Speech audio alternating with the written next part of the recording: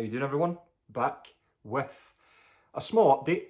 I finally got out to a record shop. It's probably been about 5 or 6 months since I've stepped foot in a record shop, so I kind of took the opportunity, now that one of the local shops is now open, to go down and have a look through. It's a bit of a shame, in the last probably 5 months, 2 of the record shops that I used to go to quite a lot have now shut down. One because the owner died and nobody was in the position to take over the shop, and the second one because of COVID-19. It just didn't survive the lockdown, which they've now kind of gone exclusively online. So that kind of takes 2 of my closest shops away from my kind of digging experience. So I went to the next best thing, a shop called Vinyl Villains. There's the bag there. Elm Row, Edinburgh. A shop that's used by Cloudy Milder. I think Bev goes there as well. So yeah, thought I'd take the chance, go down, get in early. Of course, when we went in, it was all masks, hand sanitizer. When you go in, obviously flicking through all the records, germs are flying everywhere. Which I was completely fine with, as long as I was in the shop having a dig through records. I was quite happy. So went through the records, went through the CDs, got 2 CDs, 5 records, and I'll show you the CDs first. I've not listened to these CDs yet, but I thought I would just kind of get this update out there. Maybe in my next update or the update after that, I'll bring these CDs back out and I'll let you know what I think of the albums all the way through. But the first one is from Annihilator, Carnival Diablos from 2001. I kind of, this is a kind of period of Annihilator I'm not really that familiar with, so I'd quite like to go into that kind of period and see what they're like.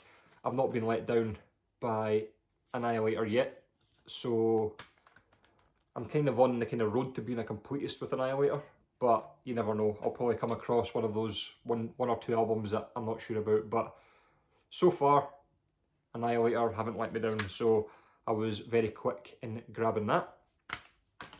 And I also picked up from 2015 Suicide Society. I almost picked this up on vinyl a few weeks ago, but never pulled the trigger, so I kind of took that as a sign. I'll pick up the CD. If I like the CD, I'll probably grab it on vinyl. So I think this was the one before For the Demented, so I'll see what that's like. So that's the 2 CDs I grabbed. There were more CDs, but you know, the LPs kind of stack up, the CDs start stacking up, so I thought I'll just kind of whittle the CDs down, maybe go back next week or the week after and see what's there, see if the ones that I was going to pick up are still there. So when it comes to the LPs, there was some good stuff.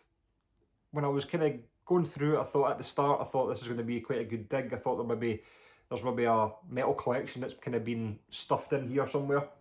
But as I went through the letters, I was getting colder and colder, and I thought, this could be a disaster. So, but I kind of got to this kind of set of letters, these really 2 letters, that I picked up everything. So the kind of middle section of the dig went pretty well. So the first one I picked up was 1982's Battle Hymns by Manowar. Always get excited to see Manowar out in the wild. It's one of those bands I don't think I've ever bought online. I've always found their stuff in the wild. Now, I've not got a massive collection of Manowar. I think this is my 2nd LP from theirs, but they're a band that people really like to overprice. So when I saw this in the shop for 15 quid, I was all over it. It's not my favourite Manowar album. I think the second half of the album is much stronger than the first half. The first half kind of has that really early, I would say, new album kind of sound, and then you kind of get into the proper Manowar sound in the second half of the album. But that's not to say I don't enjoy the album. All the way through I can listen to it. It's very, very good. So you've got songs on this like Death Tone, which kicks it off. Metal Days is actually a really good song. That's song 2. Shell Shock, Manowar, Dark Avenger, ends the album off with Battle Hymn. So it's a really, really good album. So their debut from 1982 on Liberty Records. So I was really happy to find that in great condition as well. So yeah, you can't beat a bit of early Manowar. Although, like I said, not my favourite, but definitely worth picking up. Next up, now I'm not going to do this in alphabetical order. Nuclear Assault, 1989's Handle with Care. Just a tremendous album. I was all over this. I think, no, I've picked up some Nuclear Assault in the wild, but to see this kind of stuff in the wild, this is why I love going out digging in record stores, because you see this and you just know that's coming home with me. It's a great album.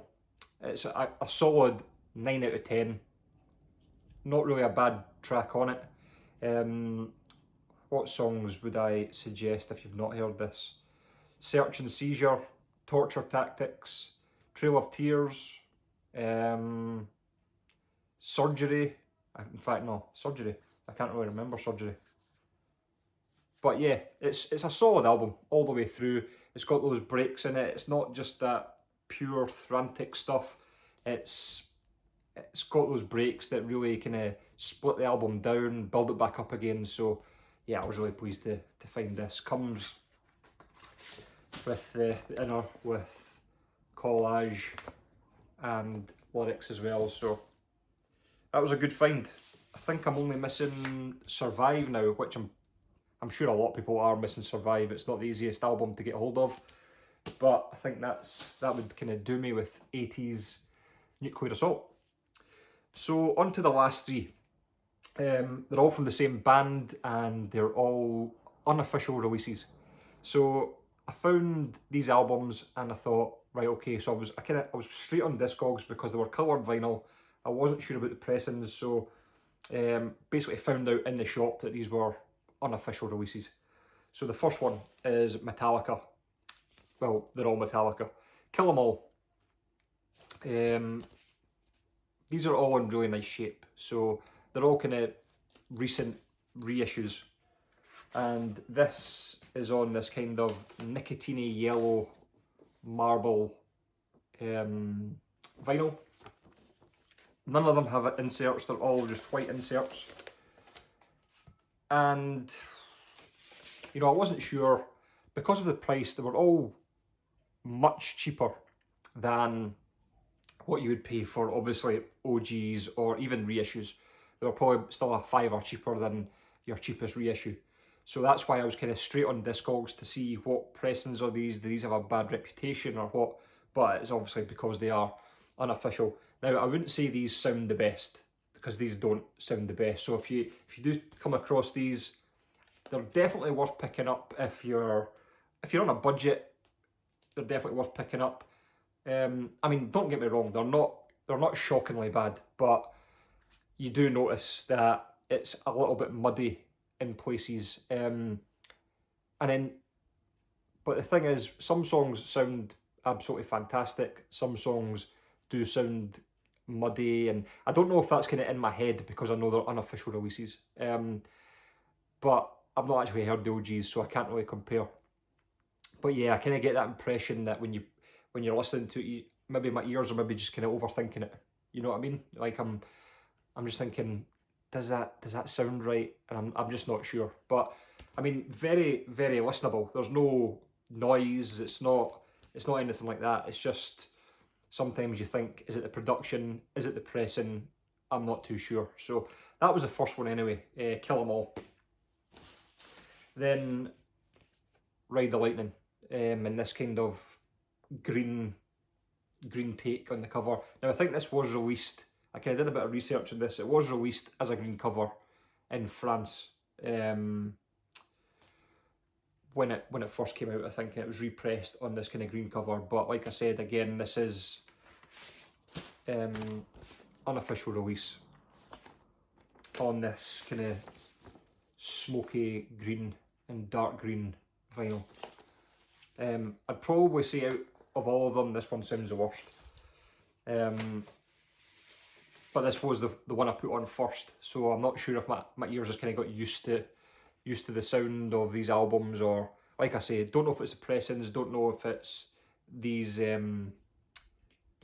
unofficial releases, but for the price I paid for them, it's not anything. It's no biggie that they don't sound absolutely superb. So, but they're actually really nice packages. And the last one, Master of Puppets, and this one came on this kind of burnt orange.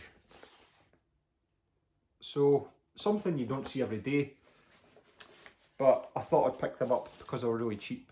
And you know, I've mentioned in videos before that trying to find Metallica stuff, although there's thousands and thousands of reissues, thousands of copies everywhere, people still want to charge, even the companies want to charge 27 quid for a reissue, and you're just like, why? Why would you charge £27 for a reissue of that?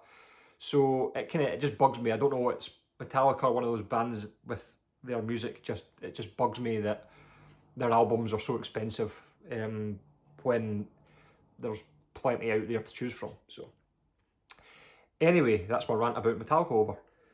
That is my pickups. I've got a lot more to show as usual, but I'll do that in an upcoming video. I'll maybe have some rankings and some more top 10s if you guys are enjoying those kind of videos. I'm not sure if you guys enjoy those videos as much as updates or what, but you can let me know, give me some feedback. Again, thanks for subscribing, commenting, liking, all that stuff, just supporting my channel in general. In the meantime, let me know what you think of my pickups, and I'll see you guys very, very soon. Cheers.